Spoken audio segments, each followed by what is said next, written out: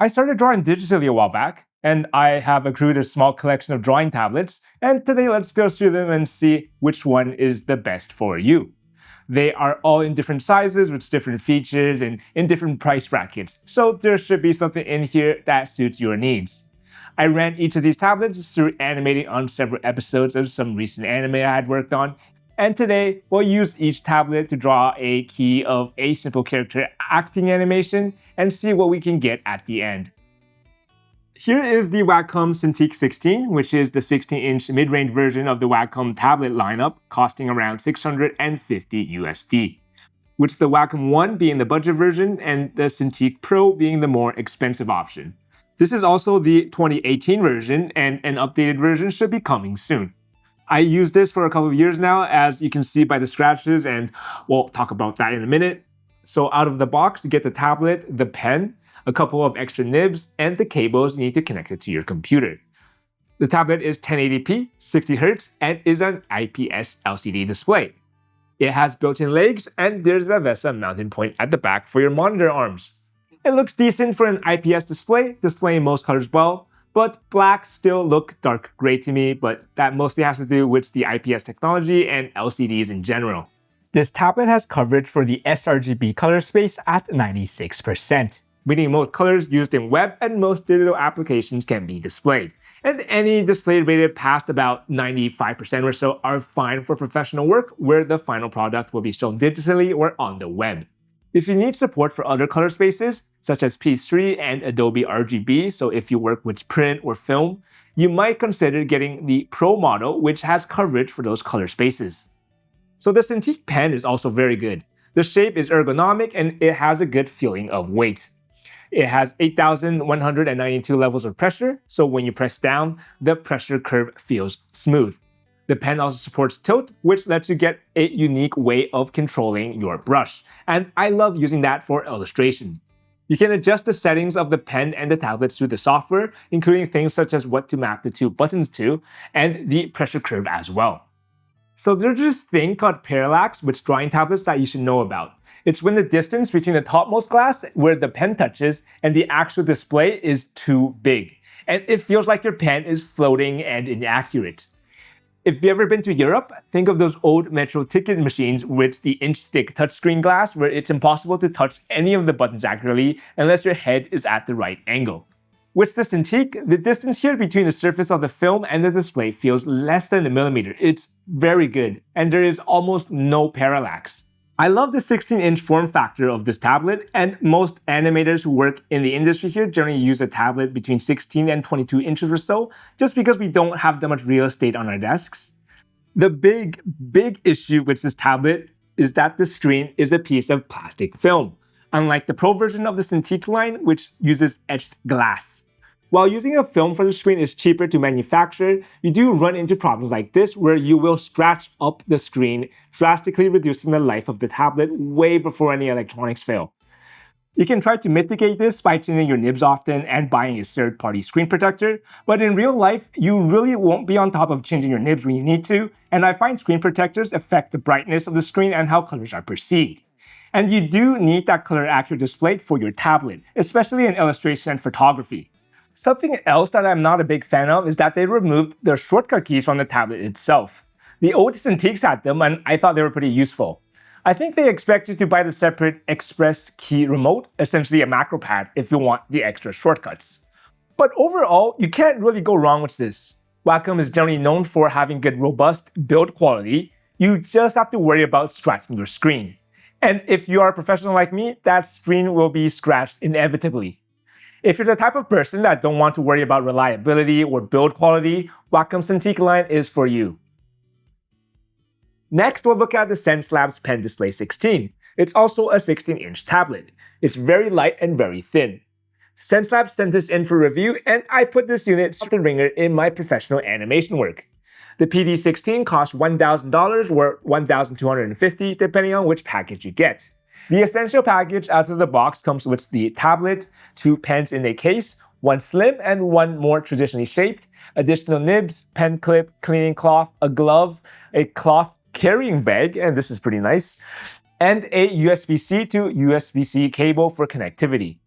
The full package essentially gives you all that, plus an additional quick keys remote, a macro pad essentially, a stand, a port hub, and a bunch of cables for connectivity like HDMI and DisplayPort, 2 more USB-C cables, and a USB-C to USB-A cable, again, for connectivity. While you can use the single USB-C to USB-C cable to connect the computer to the tablet and power it at the same time, which is great for portability, peak brightness and contrast is reduced, so you want to power it through its own power adapter if possible, and it's about 170 nits versus 300 nits.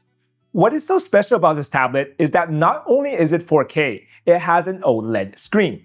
This is one of the only 2 professional tablets at the moment with an OLED screen, the other one being the Wacom Movic. The tablet has an anti-glare etched glass screen, and it has a nice paper texture feeling while being quite durable against scratches. OLED is also a fantastic screen technology. The colors have more contrast, and the blacks especially look so much crisper here than an IPS display. It has coverage for sRGB at 99%, Adobe RGB at 98%, and the P3 color space at 98%, so it will also appeal to the creatives who work in those color spaces. There is no shortcut buttons on the tablet, which seems to be a recent trend, and you will need to use the included quick keys to get your shortcuts. A USB-C to USB-C slot at the top helps you connect the quick keys, or you can use the included wireless dongle. Note that it does not connect wirelessly to your computer's Bluetooth radio without the dongle. You can adjust and customize all the keys to your liking in the desktop app. It works well, and I recommend it. So one thing that really stood out to me is that this product doesn't actually have any built-in legs. And I guess it must have been a design decision to keep this tablet as thin and light as possible. So if you want legs, you need the included stand. But I can't say I'm a big fan of it because this stand is quite considerably bulky, and carrying the stand with you kind of eliminates the point of the tablet being so thin and light. In addition, if you want a VESA stand, you will need to buy a separate stand that has a built-in VESA mount. And like I said before, out of the box this tablet comes with 2 pens, one slim and one normal sized. I find the thin pen to feel a bit too light and it was just hard to get used to, but the bigger pen felt just right for me. Unlike other pens from other companies, the bigger pen has 3 buttons, and that is something I really like. I usually map the 2 buttons to zoom in and zoom out, so normally I don't have a right-click button with my pen. Having an extra button that I can map to anything is great. Each pen has 8,192 pressure levels and supports tilt. And when drawing, they feel smooth and there is no noticeable feeling of parallaxing with the Xencelabs bonding of the glass to the screen. Using the Xencelabs app, you can fine-tune your settings for the quick keys macro pad, the pen, and your pressure curves. It's very intuitive to use. Being really the only professional level OLED pen tablet, the Xencelabs Pen Display 16 does a great job. The image and colors coming out of this really is brilliant, and it's the best you can get out of a drawing tablet. The PD16 would be what I would get if I just needed a tablet that does everything and looks great, and it's an excellent high-end alternative to Wacom and the other brands. Next, let's take a look at the Gaomon PD2200. It's a 21.5-inch tablet coming in at $330. It is definitely the cheapest tablet on this list. Out of the box, you get the tablet, the pen, the holder, the nibs, a glove, and cables for connectivity, which include HDMI, USB-A, and a power cable. Looking at the tablet, the first thing I noticed is that it has buttons on it. Some people will not really care for this, but some others might really like it. There are functions for things like changing the brush size, zooming in and out, and undo/redo. And you can reconfigure these keys in the Gaomon app. The tablet comes with a nice stand attached with some legs that you can adjust to put the tablet in different angles, and the stand can also be removed, and there are VESA mounts at the back for your monitor arm. I think these are great design considerations overall. The screen is also etched glass, not film, unlike the Cintiq from earlier, and you don't have to worry about scratching it as much. Just remember to replace your nibs when you need to. The glass itself is also quite thin, and there is no significant feeling of parallax unless your viewing angle is at an extreme.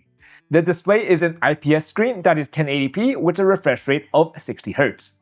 The color space coverage is about 130% sRGB, so it is enough for almost all web and digital work. This pen does feel a bit lighter than the other pens I've looked at, and it does feel a bit cheap and plasticky, but it does have the standard 2 buttons, and it does have 8,192 levels of pressure with support for tilt. Drawing with it felt smooth, and there were no feeling of lag in my use while animating in Clip Studio Paint. Remember, this tablet is only $330 with an etched glass screen. I think this is really perfect as a first tablet if you're just getting into digital art. Next, let's take a look at the Huion Kamvas Pro 24 4K coming in at $1,060. Huion sent this in for review. This guy is big, so make sure you have enough room on your desk if you're going to buy this. This has a working area of around 24 inches, and the full size with the bevel comes in at 27 inches and weighs 6.3 kilos. There are a lot of advantages when working with large tablets. Primarily, it just gives you a much bigger drawing surface to work with. There are also downsides too: energy use, heat dissipation. Out of the box, you get the tablet, the pen, a bunch of nibs, nib holder, nib clip, the Huion Kamvas Mini, their macro pad essentially, a glove, cleaning cloth, and a bunch of cables, including a USB-C to USB-C, USB-C to USB-A, HDMI, and the power adapter. You can also connect this tablet through DisplayPort, but you will need to provide your own cable. The tablet has a 4K resolution, it has a refresh rate of 60 Hz, and is an IPS display. It covers 140% of the sRGB color space, and it also has HDR support, which will be nice for photographers and videographers. The brightness is rated at around 220 nits, which is fine for most indoor use, but you might have issues with bright light coming in from your windows. The screen on the tablet is etched glass, so no need to be faffing around with screen protectors. The tablet also has a built-in stand and has VESA mount holes in the back. The tablet is big and the glass feels slightly thicker than some of the smaller tablets we looked at. However, parallax is still essentially imperceivable. There are also 2 USB ports and an audio jack for your headphones at the side, and the USB ports I find are quite useful, and you can connect your mouse and keyboard or speaker there very easily.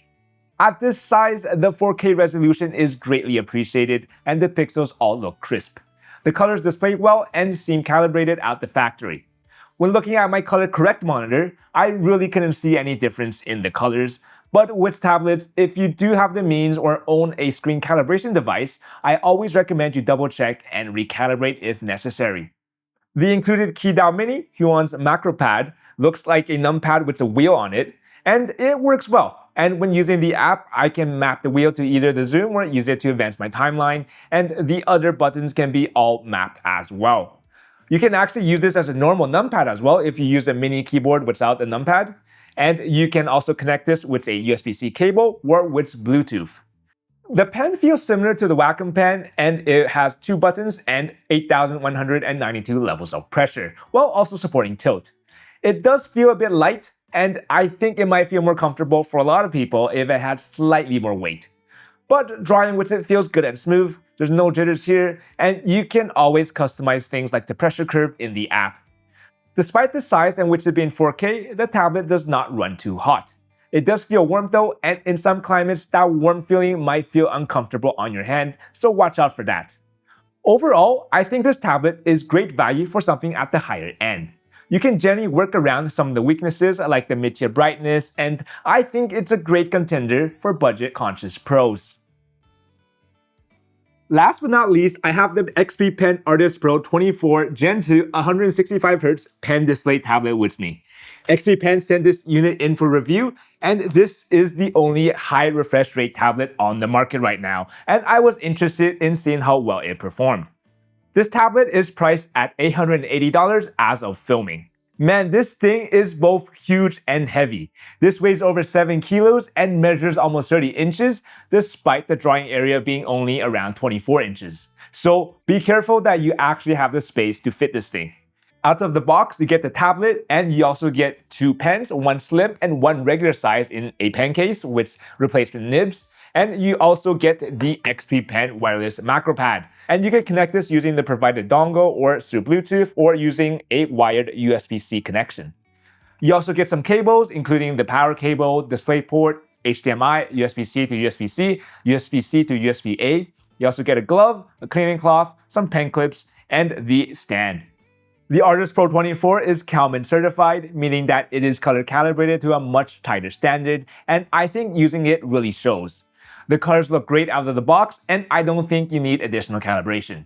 Color spaces of sRGB are covered at 99%, Adobe RGB at 99%, and P3 at 94%. So this opens up this tablet to photographers and those working in the other industries that require those color spaces. The brightness is also rated at 250 nits and is fine for indoor work. This tablet has a resolution of 2.5K and it has a crazy refresh rate of 165 Hz. It is also an IPS display. It has a laminated etched glass screen and it will hold up to scratches very well. The tablet comes with a stand that works well supporting the tablet, and if you remove the stand, there are VESA mounting holes in the back if you want to mount this onto a monitor arm. The tablet comes with 2 pens, and both of the included pens support 16,000 pressure levels, double that of other models we looked at. They also support tilt. While the 16K pressure levels feel marginally more precise and smooth, I do think after a certain pressure level, anything higher than that is almost imperceivable to normal humans. I also found the slim pen a bit hard to use, and it was just too light and it didn't fit the hand that well. But the normal pen worked well for me and it had a nice weight to it. And it also has the standard 2 buttons that you can reconfigure in the app. The 165 Hz refresh rate means the screen updates almost 3 times the amount in the same time of the other 60 Hz models. And this means you are going to get the smoothest drawing experience in the industry. I certainly felt it myself with my brushstrokes appearing buttery smooth, and it is as close as you can get to drawing pencil on paper with a digital tablet that you can. The glass is also very thin, and the parallax is almost near zero in the center. But just with the size of this thing, a minuscule amount of parallax can be noticed at the edges. The macro pad, which XPPen calls the wireless shortcut remote, also works very well. It has a wheel and a bunch of programmable keys that you can change in the app. And again, you can connect this to USB-C, Bluetooth, or by using the wireless dongle. I really like the design of this thing, and you can move it around and place it in any orientation that works for you personally. Due to the size and processing power needed to run the tablet at 165 Hz, it also gets uncomfortably hot sometimes. It's almost the middle of summer here in Japan, and it gets hot to the touch. Despite all the cons, I still think this is a great pen tablet for drawing, and it is unmatched to how well and smooth it feels to use for me. I think this tablet is for those who want really fast responsiveness and great color fidelity, and those who don't really need full 4K. I also think it has great value, as you can often find it for sale for sub $900. Oh, and here is our animation done. Looks nice, doesn't it? Alright, that's it for today. Hopefully this was useful to some of you who are in the market for a new tablet. Really, all the products here I featured are all perfectly usable for professional drawing work. I personally have used each of these tablets in an anime production to test them out. All in all, which device you choose really comes down to your budget and what features you are looking for, as well as personal preference. Thanks everyone for watching, especially the Patreon and YouTube members. Your support is greatly appreciated. You can help out the channel at the link below, and members get extra content every month.